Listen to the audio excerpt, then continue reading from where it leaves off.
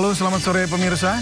Menghadiri acara HUT ke-79 Bayangkara, Presiden Prabowo Subianto berpesan, polisi Indonesia harus merasakan penderitaan rakyat. Presiden juga meminta aparat kepolisian harus dekat dengan rakyat. Bersama saya David Silahoy, Anda menyaksikan Sindo Sore. Mantan Menteri Perdagangan Tom Lembong diperiksa sebagai saksi mahkota dalam sidang lanjutan kasus dugaan korupsi impor gula.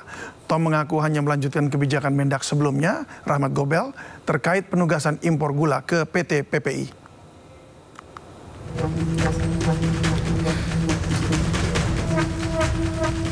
Sidang lanjutan kasus dugaan korupsi impor gula dengan terdakwa mantan Direktur Pengembangan Bisnis PT Perusahaan Perdagangan Indonesia, Charles Sitorus, Senin sore digelar di Pengadilan Tipikor Jakarta Pusat. Dalam sidang tersebut, mantan Menteri Perdagangan Tom Lembong dihadirkan sebagai saksi mahkota. Tom Lembong awalnya mengaku hanya melanjutkan kebijakan Mendak periode 2014-2015 Rahmat Gobel terkait penugasan impor gula ke PT PPI di depan majelis hakim. Tom mengatakan perpanjangan penugasan ke PT PPI itu dilakukan untuk menjaga stabilitas harga gula. Dia mengklaim perpanjangan itu juga sebagai tindak lanjut hasil diskusi rapat koordinasi tingkat kementerian. Namun Tom Lembong akhirnya menceritakan jika presiden saat itu, yakni Joko Widodo, pernah memerintahkan impor gula. Perintah tersebut disampaikan langsung Jokowi saat bertemu Tom Lembong di sidang kabinet. Saudara langsung dapat perintah dari presiden? Iya. Dalam bentuk apa? Lisan atau tertulis? Dalam sidang kabinet. Sidang kabinet maupun langsung dalam pertemuan saya dengan presiden. Secara bilateral di istana biasanya, kadang-kadang juga di istana Bogor, dan juga melalui atasan langsung saya, yaitu Menko Perekonomian. Presiden itu di Menko ya. Inti dari perintah tersebut yang bisa saudara pahami apa? Kami harus mengambil semua tindakan yang tentunya sesuai peraturan dan kewenangan yang berlaku yang dapat diambil untuk meredam gejolak harga pangan, karena dalam kata-kata Bapak Presiden, gejolak harga pangan ini meresahkan masyarakat. Usulan pemakzulan Wakil Presiden Gibran Rakabuming Raka hingga hari ini belum masuk dalam agenda pembahasan di DPR RI. Sementara itu, pengusul pemakzulan juga telah mengirimkan usulan mereka ke MPR RI. Ketua DPR RI Puan Maharani Selasa siang tadi mengaku belum menerima surat usulan FPP TNI. Menurutnya surat tersebut juga masih diproses di Sekretariat Jenderal. Puan memastikan jika sudah diberikan ke dirinya, tentu akan diproses. Sementara itu, MPR RI juga mengaku belum menerima dan membaca usulan FPP TNI. FPP TNI menilai sejauh ini masih belum ada respon yang sesuai dengan harapan mereka. Belum kita terima karena baru hari Selasa dibuka masa sidangnya, masih banyak surat yang menumpuk. Namun nanti kalau sudah diterima tentu saja kita akan baca dan kita akan proses sesuai dengan mekanismenya. Ya dalam masa reses, tapi kan dibukanya baru Selasa yang lalu masa sidangnya, dan surat yang ada masih banyak sekali. Jadi kita lihat dulu bagaimana dan seperti apa, dan apakah MPR dan DPD sudah menerima. Saya belum berkoordinasi dengan Kesekjenan, belum berkoordinasi dengan Kesekjenan MPR dan DPD. Para penggugat kasus dugaan ijazah palsu Presiden ke-7 Joko Widodo yang tergabung dalam tim advokasi anti kriminalisasi akademisi dan aktivis kembali memberikan keterangan pers menyikapi sejumlah perkembangan kasus tersebut. Di antaranya soal undangan klarifikasi dari Polda Metro Jaya terhadap laporan terbaru. Para penggugat dipanggil untuk memenuhi undangan klarifikasi dari Polda Metro Jaya pada Rabu besok, namun memutuskan untuk menolak hadir. Pasalnya, tim advokasi mereka menilai para pelapor tidak punya keterkaitan dengan kasus tersebut, sehingga penggugat menilai tidak perlu menghadiri undangan klarifikasi. Tim juga menuntut Bareskrim Mabes Polri untuk menindaklanjuti temuan dugaan ijazah Jokowi dicetak di Pasar Pramuka. Dengan adanya temuan baru ini, Bareskrim juga didesak untuk melanjutkan penyelidikan kasus ijazah Jokowi yang telah dihentikan.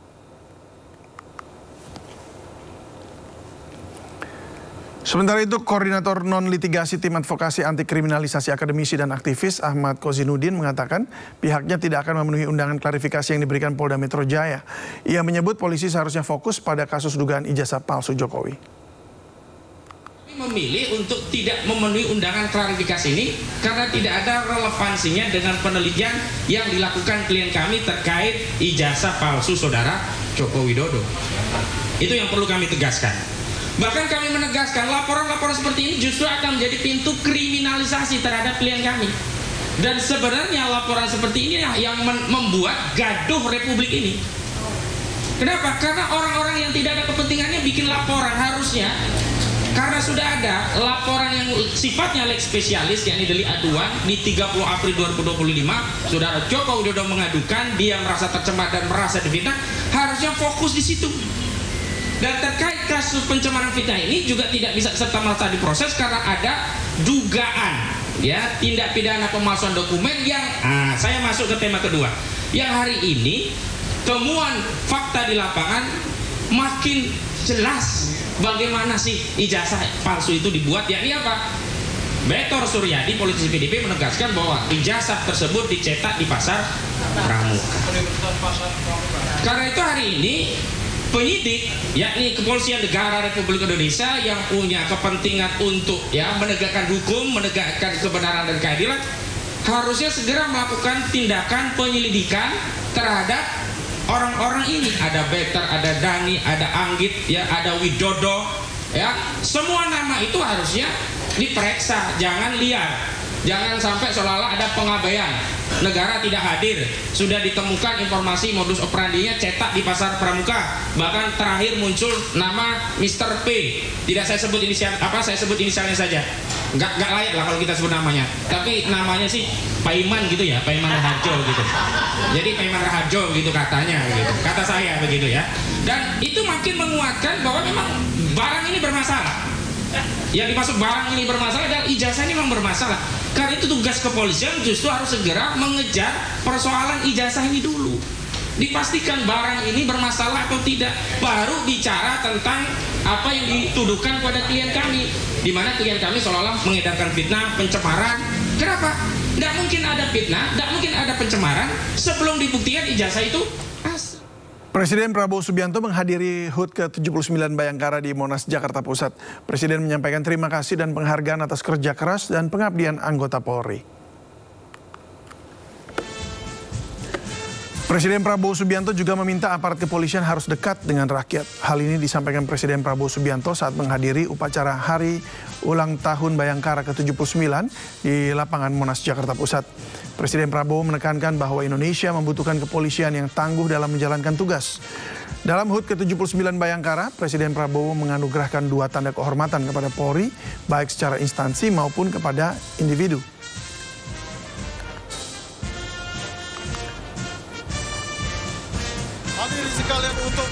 Sejumlah atraksi juga digelar, antara lain parade dari seluruh Korps Polri mulai dari Brimob hingga Densus 88. Tidak ketinggalan sejumlah alutsista Polri juga ditampilkan, salah satu yang menjadi sorotan yakni robot polisi. Tidak hanya di darat, anggota Polri juga menampilkan atraksi udara mulai dari paramotor hingga terjun payung. Sebanyak 5.888 personel gabungan dikerahkan untuk mengamankan perayaan Hari Ulang Tahun ke-79 Polri di Monas, Jakarta Pusat. Mulai dari anggota Polri, personel TNI hingga dari Pemda DKI Jakarta. Pendiri bangsa kita adalah Indonesia yang tanpa kemiskinan, Indonesia yang tanpa kelaparan, Indonesia yang ada keadilan. Itu cita-cita kita.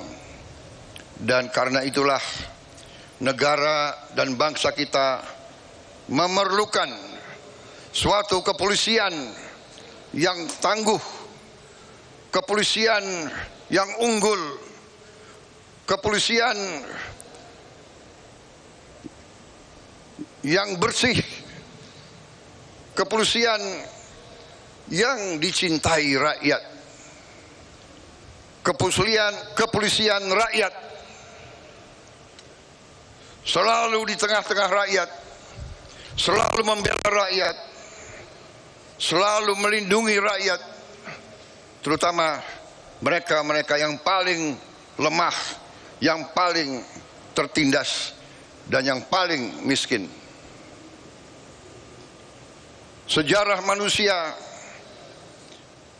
sepanjang kita hadapi, banyak rintangan yang kita lalui, salah satunya dalam mengawal transisi kepemimpinan nasional. Syukur alhamdulillah berkat kerja keras seluruh elemen bangsa, pemilu serentak 2024 terselenggara dengan aman dan sejuk, persatuan dan kesatuan tetap terjaga sehingga dapat menjadi modal bangsa untuk terus melangkah menapaki kemajuan. Namun kita semua tidak boleh berpuas diri, karena ke depan masih banyak tantangan yang harus kita hadapi. Konflik geopolitik, perubahan iklim, hingga disrupsi teknologi informasi masih terus terjadi, sehingga menuntut kita untuk terus belajar dan beradaptasi. Guna menghadapi berbagai tantangan tersebut, Bapak Presiden Republik Indonesia telah mencanangkan misi Astacita sebagai pedoman arah perjuangan bangsa Indonesia. Untuk itu, dengan dilandasi semangat pengabdian yang tidak pernah padam, Polri siap mengerahkan segala sumber daya. Hari ulang tahun Bayangkara ke-79 menampilkan sisi humanis yang memberikan hiburan penuh warna. Sekelompok polisi cilik sebagai tunas Bayangkara turut memeriahkan acara ini.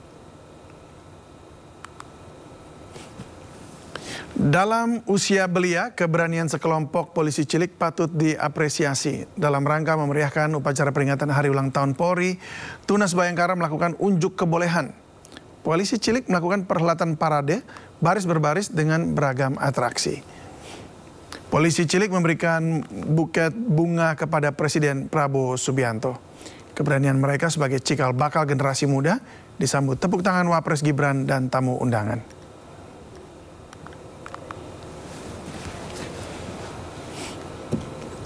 Polri memperkenalkan 30 unit robot canggih pada peringatan Hari Bayangkara ke-79 di Monas, Jakarta. Ini menandai Polri siap menghadirkan transformasi digital dalam pelayanannya ke masyarakat. Ya, beginilah penampilan 30 unit robot canggih sebagai dimulainya fase sosialisasi dan demonstrasi publik menuju transformasi digital Polri. Robot-robot ditampilkan untuk membantu Polri yang terdiri dari 10 robot humanoid, 13 robodog, dan 7 robot penjinak bom. Robot humanoid akan membantu Polri pada interaksi publik dan edukasi, robodog untuk pemantauan area kompleks serta deteksi bahaya, dan robot penjinak bom menyasar penanganan bahan peledak di lokasi berisiko. Robot-robot ini sudah diilustrasikan dalam situasi pengamanan, di mana terlihat robot bergerak menyesuaikan kebutuhan dalam pengendalian kerusuhan. Tak hanya itu, Polri juga menampilkan robot drone dan robot tank yang juga dipamerkan pada peringatan Hari Bayangkara ke-79 di Monas, Jakarta.